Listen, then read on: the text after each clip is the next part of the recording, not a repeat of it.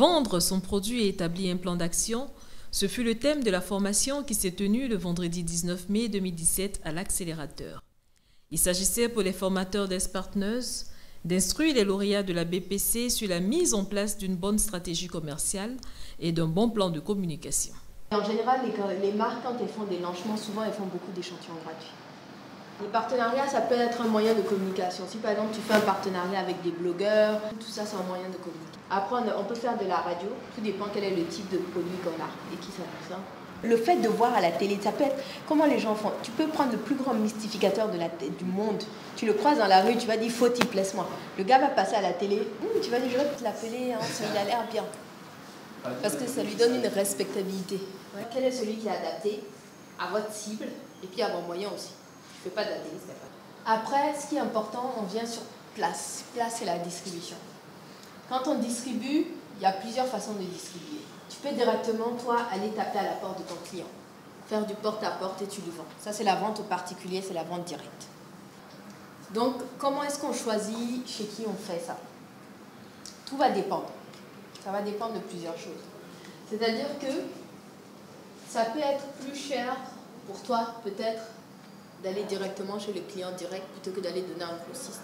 Tout dépend, tu ne sais pas. Peut-être que l'avantage, c'est que si tu vas chez le grossiste, tu es obligé de lui vendre moins cher. Mais après, c'est lui qui gère d'aller donner à tous les gars à côté. Si tu vas vendre directement, tu peux vendre plus cher au client à la fin.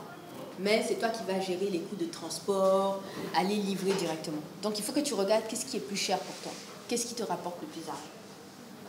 Il faut se dire aussi qu'une fois on a choisi l'endroit où on distribue, on peut choisir à quel point ça va être fort ou pas. Ce qu'on appelle la distribution intensive, c'est je suis partout. Le gars, tu vas à la boutique, il est là-bas. Tu vas au supermarché, il est là-bas. Tu vas au kiosque même, parfois tu peux l'acheter. C'est des gars qui ont décidé, ils sont des produits en général, les produits de grande consommation, le gars il veut être partout. Donc là il ne choisit pas, il va être partout.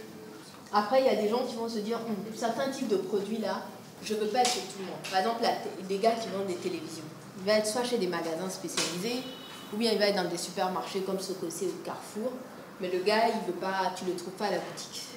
Il ne veut pas être n'importe où. Donc exécuter. Et exécuter, ça passe beaucoup par former son équipe. C'est parce qu'en général, on se dit qu'on est capable d'exécuter quand c'est soi-même qui fait. Après, il y a la question de définir les objectifs, le budget, le plan d'action. C'est-à-dire que quand vous faites un lancement, vous devez vous dire, OK, qu'est-ce que je veux obtenir de ce lancement? Je lance aujourd'hui mon produit. Je veux que dans un mois, j'ai déjà eu 300 prospects. Je veux que dans un mois, j'ai déjà eu 15 clients.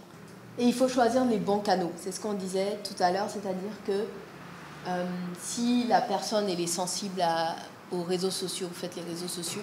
Si la personne c'est pas du tout son truc, il faut peut-être faire du porte-à-porte. Il faut peut-être lui donner un échantillon. Il faut peut-être attendre la fête du quartier ou le prochain mariage du quartier, puis en ce moment-là faire goûter son produit.